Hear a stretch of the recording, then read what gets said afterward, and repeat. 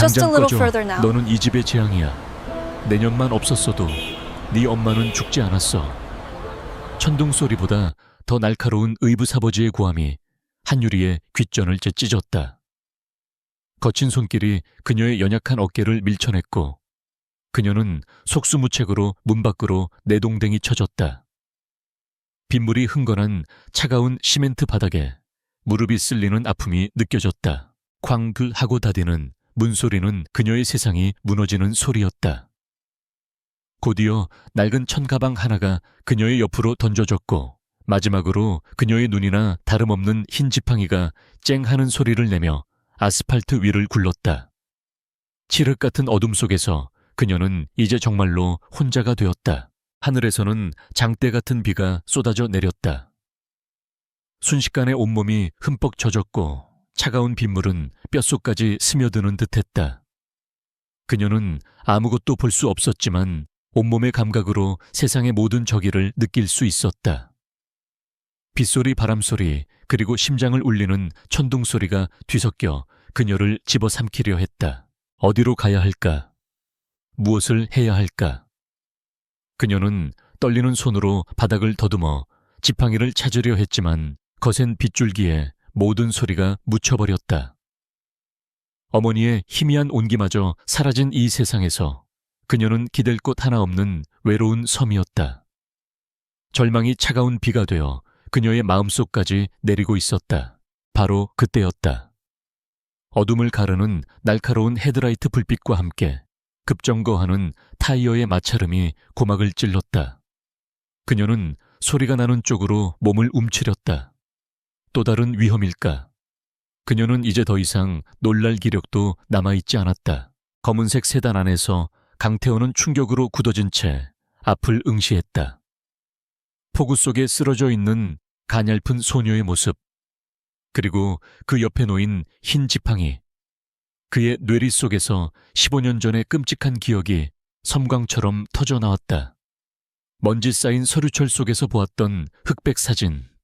그 안에 있던 작은 아이의 얼굴이 눈앞의 소녀와 겹쳐졌다. 한유리. 그의 입에서 저도 모르게 그 이름이 새어나왔다. 15년 동안 단 하루도 잊지 못했던 이름. 그의 인생을 송두리째 바꿔놓은 죄책감의 이름. 그가 그토록 찾아 헤맸던 과거의 그림자가 가장 비참한 모습으로 그의 눈앞에 나타난 것이다. 그는 더 이상 망설일 수 없었다. 이것은 우연이 아니었다. 운명이 그에게 내리는 속죄의 기회일지도 모른다. 그는 조수석에 있던 검은 우산을 집어들고 차문을 열었다. 굵은 빗줄기가 그의 비싼 슈트를 적셨지만 그는 아랑곳하지 않았다. 그는 천천히 조심스럽게 소녀에게 다가갔다. 인기척을 느낀 유리가 잔뜩 겁을 먹은 채 몸을 웅크렸다. 태호는 그녀의 머리 위로 우산을 씌워주며 최대한 목소리를 낮추어 부드럽게 말했다. 괜찮으세요, 아가씨? 우선 비부터 피하셔야 합니다. 유리는 처음 듣는 낯선 남자의 목소리에 고개를 들었다. 목소리는 낮고 차분했으며 이상하게도 마음을 진정시키는 힘이 있었다. 남자는 더 이상 아무 말 없이 그녀가 스스로 일어설 때까지 기다려 주었다. 그는 그녀의 흩어진 짐과 지팡이를 조용히 주워들었다. 제가 도와드리겠습니다. 남자는 그녀의 팔을 조심스럽게 부축했다. 그의 손길은 정중했고 그의 옷에서는 희미하고 고급스러운 향수 냄새가 났다. 유리는 잠시 망설였지만 이 폭풍우 속에서 그녀에게는 다른 선택지가 없었다. 그녀는 말없이 고개를 끄덕였다. 태호는 그녀를 자신의 차로 이끌었다. 차문이 열리자 바깥의 폭풍우와는 대조적으로 따뜻하고 안락한 공기가 그녀를 감쌌다. 그녀는 조심스럽게 차 안에 몸을 실었다. 그녀에게 그는 이름 모를 친절한 이방인이었다. 하지만 그에게 그녀는 자신의 지독한 과거이자 반드시 구원해야만 하는 현재였다. 폭풍우 치는 밤의 구조는 그렇게 시작되었다. 한유리가 의식을 차렸을 때 가장 먼저 그녀를 맞이한 것은 깊은 정적이었다. 지긋지긋한 옥탑방의 곰팡이 냄새도 빗소리도 들리지 않았다. 대신 공기 중에는 옅고 상쾌한 꽃향기가 감돌았다. 그녀는 조심스럽게 몸을 일으켰다. 몸을 감싸고 있는 것은 뻣뻣한 이불이 아닌 구름처럼 부드럽고 매끄러운 감촉의 무언가였다. 여기는 어디지? 병원일까? 그녀는 혼란스러운 머리를 애써 가다듬으며 침대에서 내려왔다. 발바닥에 닿는 푹신하고 부드러운 양탄자의 감촉에 그녀는 저도 모르게 몸을 움츠렸다. 그녀의 인생에서 단 한 번도 경험해보지 못한 사치스러운 감각이었다. 손을 뻗어 주위를 더듬자 매끄럽게 마감된 원목 가구와 벨벳처럼 부드럽고 두꺼운 커튼이 만져졌다. 모든 것이 낯설고 비현실적이었다. 바로 그때 부드러운 노크 소리와 함께 문이 열렸다. 어젯밤 폭풍우 속에서 들었던 그 차분한 목소리가 들려왔다. 일어나셨군요. 몸은 좀 괜찮으십니까? 강태호였다. 그는 쟁반에 따뜻한 수프와 빵을 들고 방으로 들어왔다. 그의 발소리는 양탄자에 흡수되어 거의 들리지 않았다. 어젯밤에 열이 좀 있어서 의사를 불렀습니다. 다행히 그냥 감기 몸살이라고 하더군요. 유리는 경계심을 풀지 않은 채 목소리가 들려오는 쪽으로 고개를 돌렸다. 여기는 어디인가요? 왜 저를... 그녀의 목소리는 불안감으로 작게 떨리고 있었다. 태호는 그녀와 적당한 거리를 유지하며 조심스럽게 대답했다. 제 집입니다. 비를 너무 많이 맞으셔서 그냥 보내드릴 수가 없었습니다. 그의 목소리에는 어떠한 흑심도 느껴지지 않았다. 오직 순수한 걱정과 배려만이 담겨 있는 듯했다. 괜찮아지실 때까지는 얼마든지 여기에 머물러도 좋습니다. 아무 걱정 마시고 우선 식사부터 하세요. 그는 쟁반을 침대 옆 탁자 위에 내려놓고 조용히 방을 나갔다. 따뜻한 수프가 목을 타고 내려가자 꽁꽁. 얼어붙었던 유리의 몸과 마음이 조금씩 녹아내렸다. 며칠 만에 처음으로 느껴보는 따뜻한 식사였다. 그녀는 이 상황을 이해할 수 없었지만 적어도 지금 이 순간은 안전하다고 느꼈다. 피로가 몰려온 그녀는 다시 침대에 누워 깊은 잠에 빠져들었다. 태호는 살짝 열린 문틈으로 잠든 그녀의 모습을 지켜보았다. 평온해 보이는 그녀의 얼굴을 보자 15년 동안 그를 괴롭혔던 악몽이 다시금 그의 눈앞에 펼쳐졌다. 굉음과 함께 무너져 내리던 공사장의 철제 비계, 사람들의 비명, 그리고 먼지 더미 속에서 피를 흘리며 쓰러져 있던 작은 아이. 그는 아버지의 손에 이끌려 현장으로 달려갔었다. 아이의 엄마는 정신 나간 사람처럼 울부짖고 있었고 아이는 두 눈을 감은 채 미동도 하지 않았다. 어린 타오는 공포에 질려 그 자리에 얼어붙었다. 그때 그의 아버지가 얼음처럼 차가운 목소리로 말했다. 조용히 처리해. 돈으로 막아. 절대 우리 TK그룹의 이름이 세상에 알려져서는 안 된다. 그날 이후 그의 삶은 죄책감이라는 거대한 감옥에 갇혀버렸다. 그는 수소문 끝에 아이가 목숨은 건졌지만 시력을 잃었다는 사실을 알게 되었다. 그는 문을 조용히 닫았다. 벽에 기댄 그의 얼굴은 깊은 고통으로 일그러져 있었다. 그는 잠든 유리를 향해 소리 없는 맹세를 했다. 내가 모든 것을 되돌려 놓겠다. 내게서 세상을 앗아간 대가로 너에게 세상 모든 것을 가져다 주겠다. 하지만 그는 결코 진실을 말하지 않으리라 다짐했다. 진실을 아는 순간 그녀는 자신을 증오하게 될 것이고 그의 이 구원은 위선이 될 터였다. 그는 그녀의 천사로 남기 위해 기꺼이 영원한 악마가 되기로 결심했다. 이 고요한 궁전에서 그의 비극적인 속죄가 이제 막 시작되고 있었다. 강태호의 저택에서의 생활은 꿈처럼 비현실적이었다. 그는 유리를 위해 중년의 다정한 가정부인 남여사를 고용했고 그녀는 유리가 새로운 환경에 적응할 수 있도록 그림자처럼 도왔다. 유리는 더 이상 굶주리거나 춥지 않았고 세상의 모든 위험으로부터 완벽하게 보호받고 있었다. 며칠 뒤 태호는 유명 디자이너와 쇼퍼를 집으로 불렀다. 유리는 처음에는 극구 사양했지만 남여사의 부드러운 설득에 마지못해 응했다. 그녀의 손끝에 닿는 캐시미어나 실크의 감촉은 너무나도 부드럽고 따뜻해서 오히려 눈물이 날 것 같았다. 이것은 그녀의 세상에 속한 물건이 아니었다. 태호는 그녀에게 점자책과 오디오북을 선물했고 최고의 교사들을 초빙해 그녀가 학업을 계속할 수 있도록 도왔다. 그의 배려는 너무나도 세심하고 완벽해서 유리는 점차 마음의 문을 열기 시작했다. 그녀는 그를 세상이 자신에게 보내준 마지막 선물, 유일한 구원자라고 믿게 되었다. 그러던 어느 날 오후 태호는 그녀를 저택의 한쪽 끝에 있는 방으로 이끌었다. 문이 열리자 유리는 공기의 미세한 울림을 통해 그곳이 아주 넓고 천장이 높은 공간이라는 것을 느낄 수 있었다. 타오는 그녀의 손을 이끌어 차갑고 매끄러운 무언가 위에 올려놓았다. 그랜드 피아노였다. 당신을 위한 선물입니다. 그의 말에 유리는 숨을 멈췄다.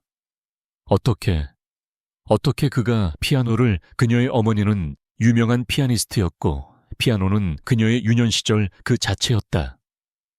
사고 이후 그녀는 단 한 번도 피아노를 만져본 적이 없었다. 어떻게 아셨어요? 그녀가 떨리는 목소리로 물었다. 태호는 잠시 침묵하다가 준비해둔 거짓말을 꺼냈다. 가끔 잠결에 아름다운 클래식 멜로디를 흥얼거리는 것을 들었습니다. 혹시나 해서. 그의 대답은 빈틈없었지만 유리의 마음속에는 설명할 수 없는 의문이 남았다. 그녀는 떨리는 손가락으로 건반을 눌렀다. 도레미. 15년 만에 처음으로 들어보는 영롱한 소리였다. 그녀는 기억을 더듬어 어머니가 가르쳐 주셨던 간단한 자장가를 연주하기 시작했다. 서툴렀지만 그 멜로디는 저택의 고요함을 채우며 슬프고도 아름답게 울려 퍼졌다. 그 순간 닫혀있던 그녀의 마음속에서 무언가가 녹아내렸다.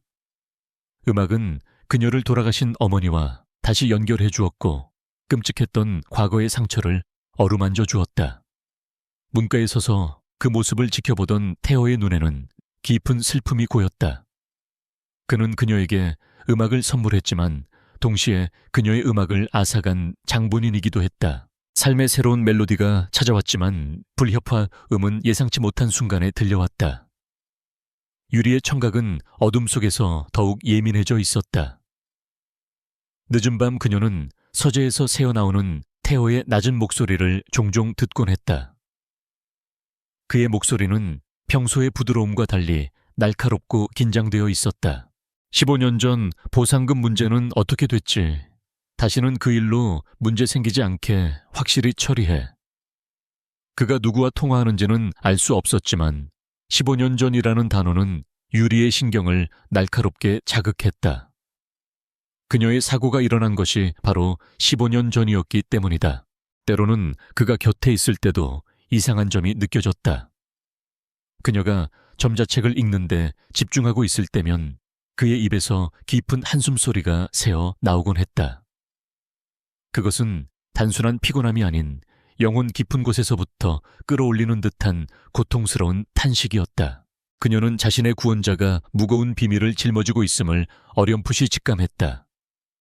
그의 친절은 의심할 여지 없이 진실했지만 그 친절의 이면에는 그녀가 알지 못하는 깊은 어둠이 도사리고 있었다.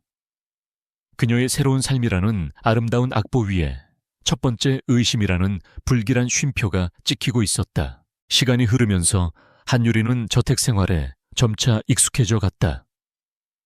강태호의 변함없는 친절과 보살핌 속에서 그녀는 15년 만에 처음으로 안정감이라는 것을 느꼈다.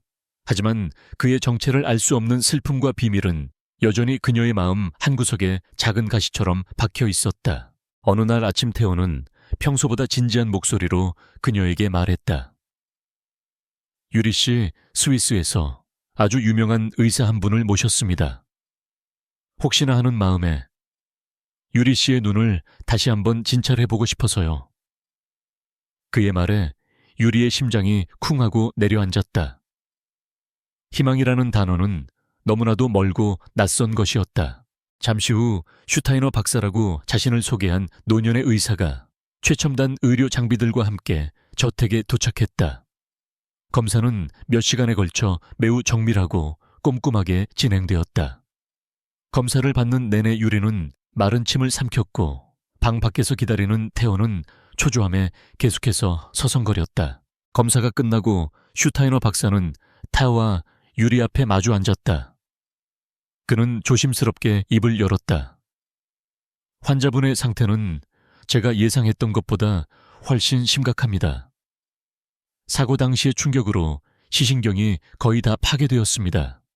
현대의학으로는 그는 안타깝다는 듯 말을 흐렸다. 그 순간 유리가 애써 품고 있던 작은 희망의 불씨가 꺼져버리는 듯했다. 역시나 기적은 없었다. 그녀는 입술을 깨물며 고개를 숙였다. 그런데 바로 그때 박사가 말을 이었다. 하지만 완전히 불가능한 것은 아닙니다. 단 하나의 방법이 있긴 합니다. 슈타이너 박사는 신경광학 재생술이라는 최신 수술법에 대해 설명하기 시작했다. 그것은 아직 실험 단계에 있는 매우 위험한 수술로 성공 확률은 절반에도 미치지 못한다고 했다. 하지만 만약 성공한다면 기적처럼 시력을 되찾을 수도 있다는 것이었다. 수술에 성공한다면 세상을 다시 볼 수 있다는 말씀이신가요? 유리가 떨리는 목소리로 물었다. 15년 동안 굳게 닫혀있던 그녀의 세상에 아주 작지만 눈부신 빗줄기 하나가 비집고 들어오는 듯했다. 하지만 그 희망은 동시에 끔찍한 공포를 동반했다. 만약 실패한다면, 이 희미한 희망마저 사라져버린다면 자신은 과연 감당할 수 있을까? 그녀는 혼란스러웠다. 어둠에 익숙해진 그녀에게 빛은 구원이 아니라 또 다른 절망의 시작일 수도 있었다. 그녀는 아무런 대답도 하지 못한 채 침묵에 잠겼다. 그날 밤 태호는 피아노 앞에 멍하니 앉아있는 유리를 찾아왔다. 그는 그녀의 곁에 조용히 앉아 억지로 그녀를 설득하려 하지 않았다. 대신 나직한 목소리로 말했다. 두려운 거 알아요. 하지만 만약에 성공한다면 유리 씨가 가장 먼저 보고 싶은 건 뭔가요? 그의 질문에 유리는 상상했다. 어머니의 빛바랜 사진, 자신이 연주하는 피아노의 흑백 건반, 그리고 늘 자신을 향해 따뜻한 멋선 목소리를 건네는 이 남자의 얼굴. 다시 세상을 보고 싶다는 욕망이 실패에 대한 두려움을 서서히 집어삼키기 시작했다. 그녀는 태호를 향해 고개를 돌렸다. 그의 얼굴을 볼 수는 없었지만 그의 간절한 마음은 온전히 느껴졌다. 그녀는 자신도 모르게 그의 손을 잡았다. 그의 손은 그녀의 것보다 훨씬 크고 따뜻했다. 그녀는 마침내 결심했다. 해볼게요. 저 다시 세상을 보고 싶어요. 그녀의 목소리는 작았지만 그 안에는 굳은 결의가 담겨 있었다. 그 말을 듣는 순간 태호는 안도의 한숨을 내쉬었다. 그의 계획이 가장 중요한 단계에 접어들고 있었다. 그녀에게 빛을 되찾아주는 것, 그것만이 그의 죄를 씻을 수 있는 유일한 길이었다. 유리는 이제 태호를 단순한 구원자가 아닌 자신의 미래를 열어줄 유일한 희망으로 여기게 되었다. 그들의 관계는 깊어졌지만 그만큼 더 위험한 거짓 위에 아슬아슬하게 서 있었다. 그녀가 눈을 뜨는 날 그들의 운명은 예측할 수 없는 방향으로 흘러갈 터였다. 한유리의 수술 준비가 진행되는 동안 강태호의 세계는 보이지 않는 전쟁터가 되어가고 있었다. TK그룹의 라이벌 YJ건설의 윤 회장은 날카로운 포식자였다. 그는 최근 강태호의 행보가 상식적이지 않다는 것을 간파했다. 그에게 개인 자금을 스위스의 의료재단으로 송금하고 중요한 비즈니스 미팅을 취소하면서까지 정체불명의 소녀에게 매달리는 모습은 냉철한 기업가 강태호답지 않았다. 약점이군. 윤 회장은 부하의 보고를 받으며 차가운 미소를 지었다. 그는 오랫동안 강태호를 무너뜨릴 기회를 엿보고 있었다. 강태호의 과거를 샅샅이 뒤져, 특히 15년 전후의 기록을, 그리고 그 눈먼 계집애가 누구인지 무슨 관계인지 알아내. 먼지 한 톨까지 전부 다. 윤 회장의 명령과 함께 어두운 그림자들이 유리의 과거를 향해 뻗어나가기 시작했다. 같은 시각 저택 안의 유리는 자신만의 방식으로 세상을 탐색하고 있었다. 그녀의 세계는 더 이상 칠흑 같은 어둠이 아니었다. 발바닥에 느껴지는 대리석과 양탄자의 경계 복도를 따라 흐르는 공기의 미세한 움직임, 그리고 방마다 다른 고유의 향기. 그녀는 이 모든 감각으로 저택의 지도를 머릿속에 그려나가고 있었다. 그러던 중 그녀는 2층 복도 끝에 있는 낯선 공간을 발견했다. 다른 방문들과는 달리 그곳의 문은 항상 굳게 닫혀 있었다. 호기심에 다가가자 문틈으로 서늘한 냉기가 새어나오는 것이 느껴졌다. 정교하게 조각된 문 손잡이는 다른 것들과 달리 얼음장처럼 차가웠다. 어느 날 남여사가 그녀를 발견하고는 조심스럽게 말했다. 아가씨, 그곳은 회장님의 개인 서재랍니다. 아무도 들어가지 않는 곳이에요.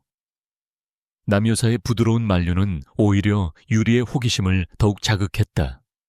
그 방 안에는 무엇이 있기에 아무도 들어갈 수 없는 걸까? 그 후로도 유리는 종종 그 문 앞에 서성거렸다. 귀를 기울여보면 방 안에서는 깊은 침묵만이 흘러나왔다. 하지만 그녀는 느낄 수 있었다. 그 침묵 속에 웅크리고 있는 깊고 무거운 슬픔의 무게를. 오래된 종이 냄새와 희미한 가죽 냄새, 그리고 설명할 수 없는 비애감이 그곳에 갇혀 있었다. 태호는 눈에 띄게 지쳐 보였다. 그는 매일 밤늦게 귀가했고 그의 옷에서는 늘 긴장감과 피로의 냄새가 났다. 어느 날 밤 유리는 서재 근처를 지나다가 그의 통화 소리를 듣게 되었다. 그의 목소리는 낮았지만 그 안에는 칼날 같은 날카로움이 서려 있었다. 윤 회장이 움직이기 시작했어. 15년 전 자료 전부 안전한 곳으로 옮겨. 절대 그놈들 손에 들어가서는 안 돼. 15년 전 자료라는 말에 유리의 심장이 내려앉았다. 또다시 등장한 그 불길한 숫자였다. 태호가 숨기고 있는 비밀이 그 숫자와 관련이 있다는 확신이 들었다. 그날 밤 유리는 잠들지 못하고 복도로 나왔다. 그녀는 다시 잠긴 서재 문 앞에 섰다. 방 안에서는 아무 소리도 들리지 않았지만 그녀는 태호가 그 안에 있다는 것을 알 수 있었다. 그는 일하는 것이 아니었다. 그저 어둠 속에서 아무에게도 말할 수 없는 과거의 유령들과 함께 홀로 앉아있는 것이리라. 고요한 궁전의 안과 밖에서 과거의 망령들이 서서히 모습을 드러내고 있었다.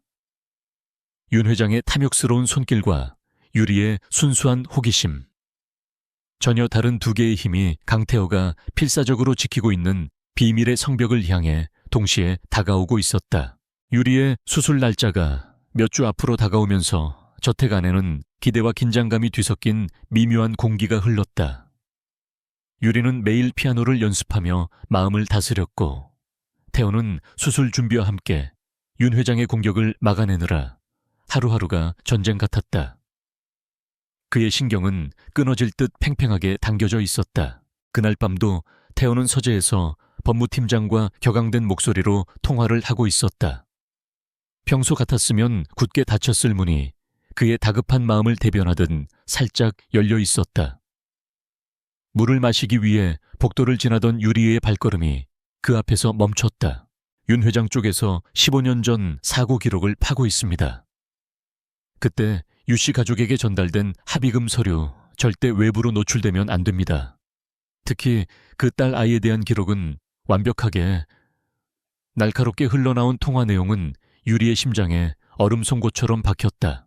유 씨 가족, 15년 전 합의금, 그 딸 아이. 단어들이 그녀의 머릿속에서 어지럽게 뒤엉켰다. 이것은 우연이 아니었다. 명백히 자신에 대한 이야기였다. 그의 친절 피아노, 그리고 이 수술까지. 모든 것이 순수한 호의가 아닐지도 모른다는 끔찍한 의심이 온몸을 휘감았다. 그녀는 그 자리에 얼어붙은 채 서 있었다. 태호는 통화를 마치고 서재에서 나왔고 복도에 서 있는 유리를 발견하고는 화들짝 놀랐다. 유리 씨 아직 안 자고 있었어요. 무슨 일이라도. 그의 다정한 목소리가 그 어느 때보다 위선적으로 들렸다. 그녀는 그날 저녁 아무것도 묻지 않았다. 대신 다음 날 저녁 태호가 그녀의 방에 찾아왔을 때 그녀는 피아노 의자에 조용히 앉아 있었다. 그녀는 그가 들어서는 것을 느끼고 천천히 입을 열었다. 그녀의 목소리는 놀랍도록 차분했다. 태호 씨, 어젯밤에 들었어요. 유씨 가족, 15년 전 합의금. 그게 다 무슨 얘기예요? 그녀의 조용한 질문은 그 어떤 고함보다도 날카롭게 태호의 심장을 찔렀다. 그의 세상이 잠시 멈추는 듯했다. 등 뒤로 식은땀이 흘렀지만 그는 필사적으로 평정을 가장했다. 그는 그녀의 옆에 앉아 그녀의 차가운 손을 잡았다. 그녀는 손을 빼지 않았지만 그의 손길에 아무런 반응도 하지 않았다. 그는 미리 준비라도 해둔 것처럼 세상에서 가장 자상한 목소리로 거짓말을 시작했다. 그의 아버지가 생전에 작은 자선재단을 운영했었다고. 재단에서 여러 어려운 가정을 도왔습니다. 아마 유리 씨 가족도 그중 하나였던 것 같습니다. 합의금이 아니라 그냥 작은 성의 표시였을 겁니다. 그는 말을 이었다. 굳이 과거의 아픈 기억을 들춰서 유리 씨를 불편하게 만들고 싶지 않았습니다. 미안해요. 미리 말하지 못해서. 그의 설명은 너무나도 논리적이고 진심 어리게 들렸다. 유리를 위하는 그의 마음이 절절하게 느껴질 정도였다. 하지만 유리는 들을 수 있었다. 그의 차분한 목소리 속에 숨겨진 미세한 떨림을 그녀는 느낄 수 있었다. 그녀의 손을 잡은 그의 손이 불안하게 경직되어 있다는 것을 그녀는 천천히 고개를 끄덕였다. 알겠어요. 설명해줘서 고마워요, 태호 씨. 그녀는 그의 거짓말을 믿어주는 척했다. 그녀는 이 남자가 주는 마지막 희망의 끈을 놓아버리고 싶지 않았기 때문이다. 하지만 그녀의 마음속에 생긴 균열은 더 이상 메울 수 없을 만큼 깊어져 있었다. 태호는 그녀가 자신의 말을 믿었다고 생각하며 안도의 한숨을 내쉬었다. 그는 위기를 넘겼다고 생각했지만 사실은 더 큰 비극의 씨앗을 심은 것뿐이었다. 그날 이후 두 사람 사이에는 투명하지만 단단한 벽이 생겨났다. 신뢰가 깨진 자리에는 차가운 의심만이 남았다. 한유리의 수술 날짜가 코앞으로 다가왔다. 바로 그때 강태호에게 윤 회장이 주최하는 YJ 재단의 연례 자선 파티 초대장이 도착했다. 초대장의 내용물은 그의 심장을 철렁하게 만들었다. 파티의 공식적인 목적은 한유리의 수술을 위한 기금 모금 및 그녀의 용기를 응원하는 것이었다. 그것은 누구도 거절할 수 없도록 정교하게 설계된 함정이었다. 태호는 윤 회장의 의도를 꿰뚫어 보았지만 참석하지 않는다면 무언가 숨기는 것이 있다는 의심을 사게 될 터였다. 결국 그는 유리를 설득하여 함께 파티에 참석하기로 결정했다. 유리는 자신을 위해 이런 자리가 마련되었다는 사실에 그저 감사할 따름이었다. 파티가 열리는 호텔 연회장은 화려함 그 자체였다.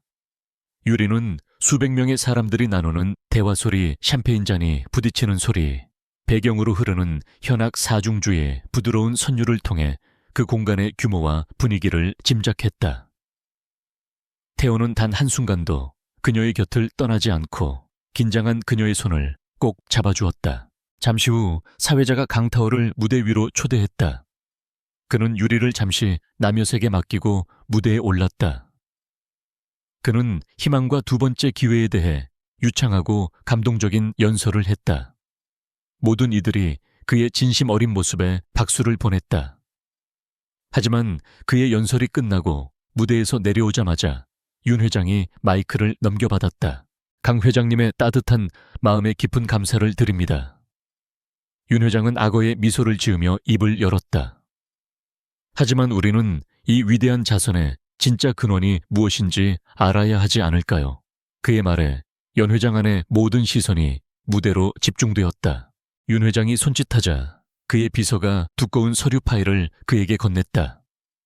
그는 파일을 높이 들어 보이며 마치 연극 배우처럼 과장된 목소리로 말했다. 이것은 15년 전 TK그룹의 내부 사고 보고서입니다.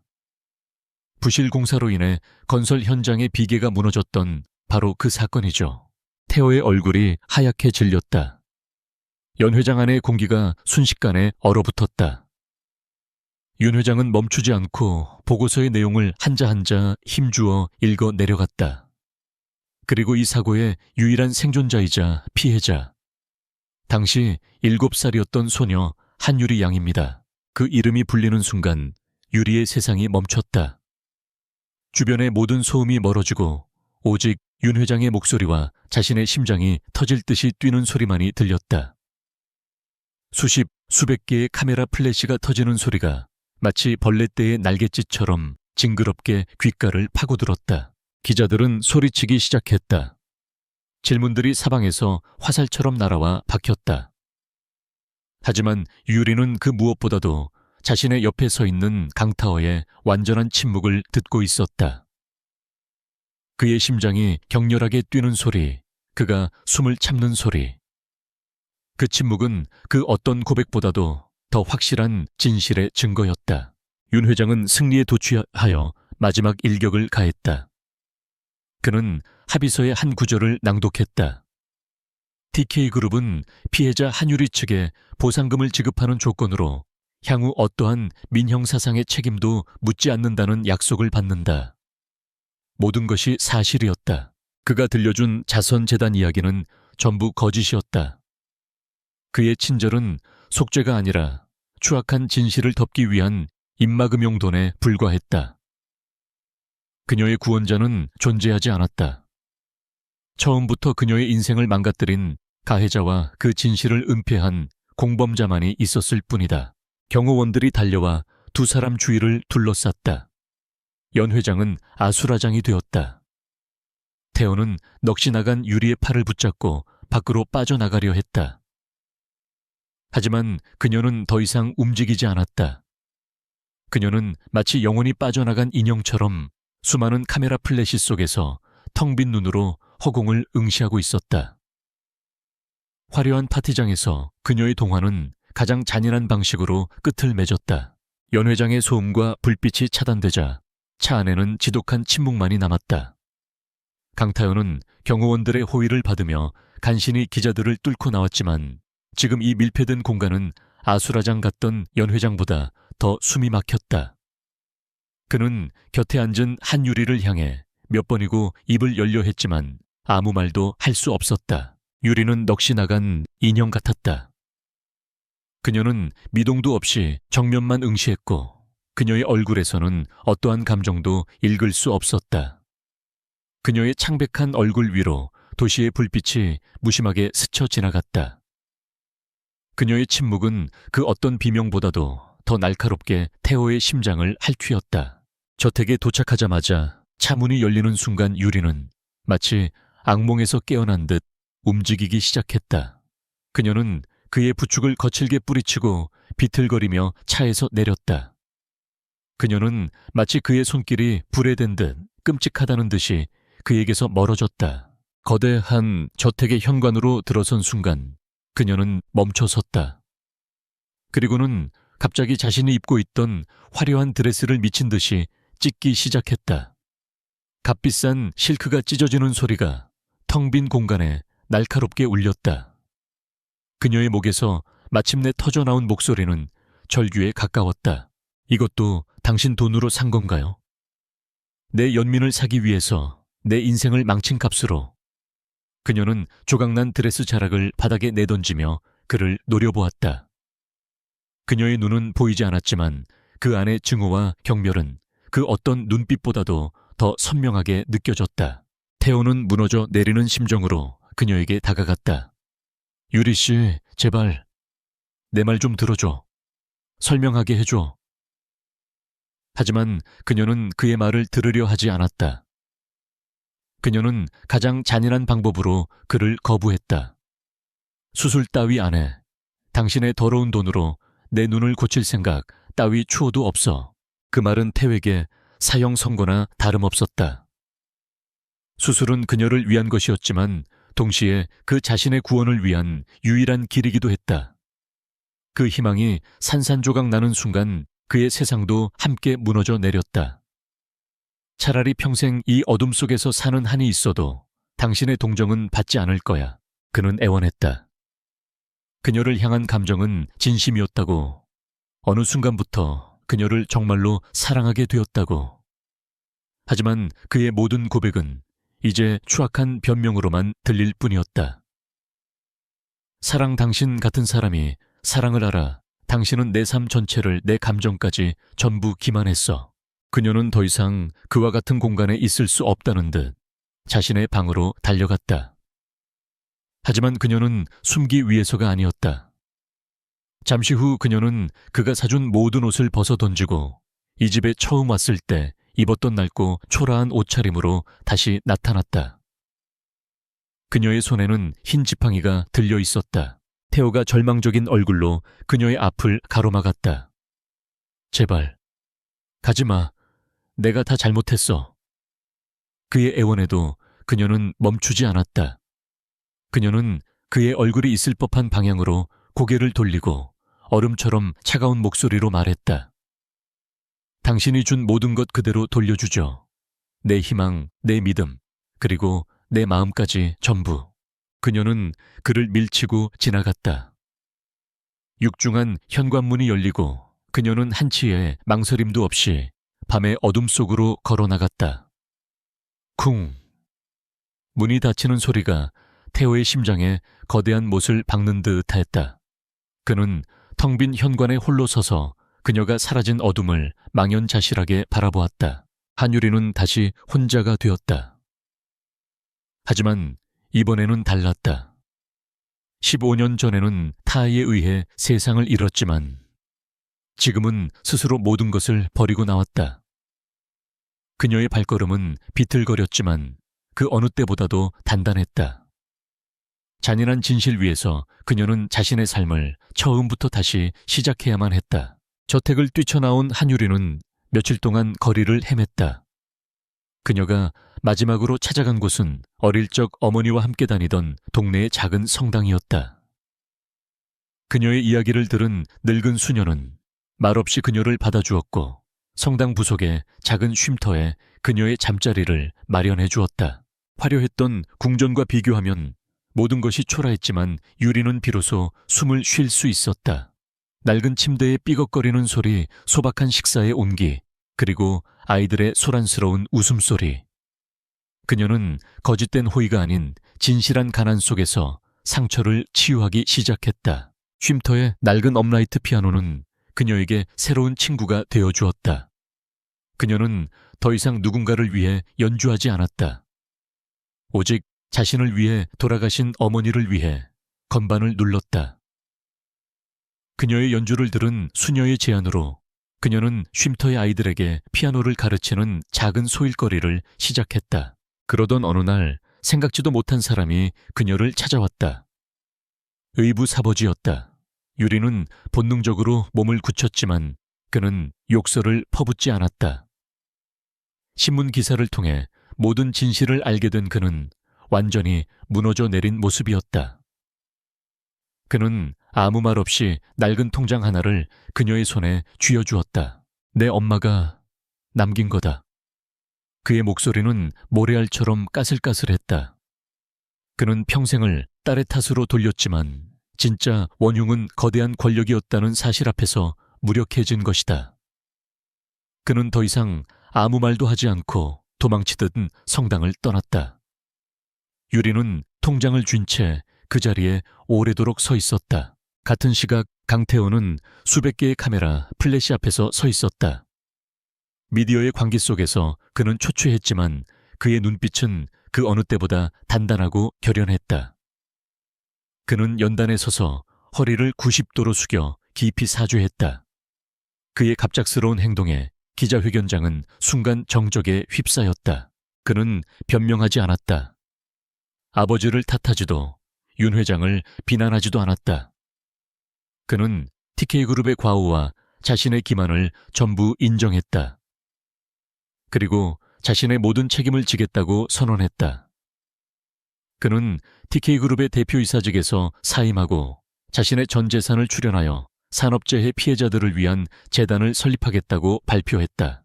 이 모든 것은 저의 죄를 씻기 위함이 아닙니다. 그저 제가 마땅히 해야 할 일일 뿐입니다. 그의 목소리는 마이크를 통해 전국으로 생중계되었다. 그는 마지막으로 카메라를 정면으로 응시하며 오직 한 사람에게 이야기했다. 한유리 씨에게 진심으로 사죄드립니다. 저의 모든 행동은 용서받을 수 없는 기만이었으며 제게는 당신의 용서를 구할 자격조차 없습니다. 당신의 삶을 망친 것에 대해 평생을 바쳐 갚아나가겠습니다. 그의 고백은 거대한 파장이 되어 세상을 흔들었다.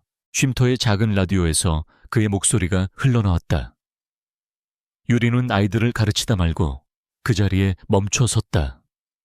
그녀는 그가 권력과 돈으로 이 모든 것을 덮어버릴 것이라 생각했다. 하지만 그는 정반대의 길을 선택했다. 스스로를 가장 낮은 곳으로 끌어내려 자신의 죄를 세상에 고백했다. 그녀의 마음속에서 증오와 분노가 아닌 아주 복잡하고 새로운 감정이 피어났다. 그것은 어쩌면 아주 작은 존중이었을지도 모른다.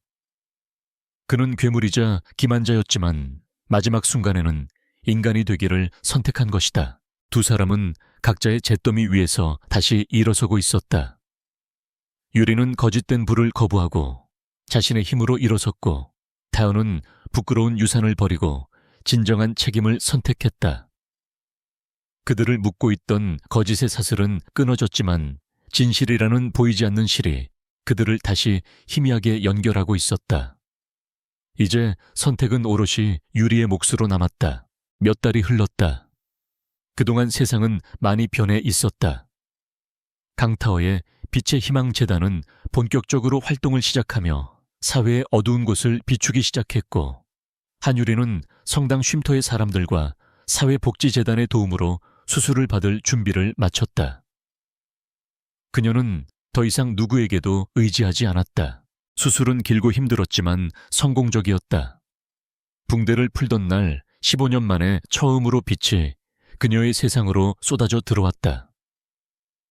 처음에는 모든 것이 흐릿한 색채의 향연이었지만 점차 사물의 윤곽이 보이기 시작했다. 그녀는 창밖의 푸른 하늘을 보며 조용히 눈물을 흘렸다. 몇 주간의 회복 기간을 거쳐 그녀의 시력은 안정되었다. 그녀가 퇴원하던 날 수녀가 앞으로의 계획을 물었다. 유리는 한치의 망설임도 없이 대답했다. 한 사람을 만나러 가야 해요. 그녀는 자신의 과거를 온전히 마주하고 새로운 삶을 시작할 준비가 되어 있었다. 그녀가 찾아간 곳은 TK그룹의 화려한 본사가 아닌 도심의 한적한 곳에 자리한 빛의 희망재단의 소박한 사무실이었다. 강태원은 그곳에 있었다. 값비싼 슈트 대신 평범한 셔츠를 입은 그는 예전보다 수척해 보였지만 어딘지 모르게 평온해 보였다. 그는 사무실로 들어서는 유리를 보고 그 자리에 얼어붙었다. 그녀가 자신을 똑바로 쳐다보고 있다는 사실을 깨닫는 데에는 몇 초의 시간이 걸렸다. 그녀가 자신을 보고 있었다. 그의 심장이 쿵 하고 내려앉았다. 숨겨왔던 모든 진실이 그녀의 맑은 눈동자 앞에 발가벗겨지는 듯한 기분이었다. 두 사람은 한참 동안 아무 말도 하지 않았다. 유리는 그를 천천히 뜯어보았다. 자신의 어둠 속에서 상상했던 상냥한 목소리의 주인, 그리고 자신을 기만했던 남자의 얼굴, 그의 눈가에 깊게 새겨진 고뇌와 후회의 흔적을 그녀는 이제 똑똑히 볼 수 있었다. 마침내 그녀가 입을 열었다. 당신을 보니 내 상상과는 많이 다르네요. 그녀의 목소리는 차분했지만 그 안에는 많은 감정이 담겨 있었다. 그녀는 분노와 배신감, 그리고 지난 시간들에 대해 담담하게 이야기했다. 태호는 아무 변명도 하지 않고 그저 고개를 숙인 채 그녀의 모든 말을 들었다. 그의 죄를 확인받는 그 시간은 그에게 고통스러운 형벌과도 같았다. 그녀의 이야기가 끝났을 때 그는 힘겹게 고개를 들었다. 그는 그녀에게 용서를 구하지 않았다. 대신 마지막으로 진심을 다해 사죄했다. 미안합니다. 내 모든 것이 다 잘못이었습니다. 유리는 그를 오랫동안 바라보다가 마침내 결심한 듯 말했다. 당신을 용서하기로 했어요. 그의 눈이 놀람으로 커졌다. 그녀는 말을 이었다. 당신을 위해서가 아니에요. 과거의 증오에 갇혀서 내 새로운 삶을 망치고 싶지 않기 때문이에요. 이건 나를 위한 용서예요. 그녀는 자리에서 일어났다. 이제 모든 것이 끝난 듯 보였다. 태호가 떨리는 목소리로 물었다. 이제 어떻게 할 건가요? 유리는 창밖에 눈부신 세상을 바라보았다. 그녀는 부드럽게 미소 지으며 대답했다. 아직 잘 모르겠어요. 하지만 혼자서 시작하고 싶지는 않아요. 그것은 사랑 고백이 아니었지만 사랑보다 더 깊은 의미를 담고 있는 초대였다. 모든 것이 무너진 폐허 위에서 맨 처음부터 다시 시작하자는 약속이었다. 태호의 눈에서 뜨거운 눈물이 흘러내렸다. 그가 그토브레즈고디 얻은 구원이었다. 1년 뒤 가을 햇살이 따사로운 오후, 두 사람은 한적한 공원 묘지를 찾았다. 유리의 어머니가 잠들어 있는 곳이었다. 그녀는 새로 단장된 묘비 앞에 하얀 백합 한 다발을 내려놓았다. 태호는 그녀의 한 걸음 뒤에서 말없이 그녀의 곁을 지켰다. 과거는 지워지지 않았지만 더 이상 그들을 올가매는 감옥이 아니었다. 그들은 가장 깊은 절망 속에서 서로를 마주했고 잔인한 진실 위에서 서로를 용서했다. 그리고 마침내 함께 새로운 길을 걸어갈 용기를 얻었다. 두 사람은 나란히 서서 한참 동안 따스한 가을 햇살을 받았다. 그것은 비극의 끝이자 새로운 희망의 시작이었다.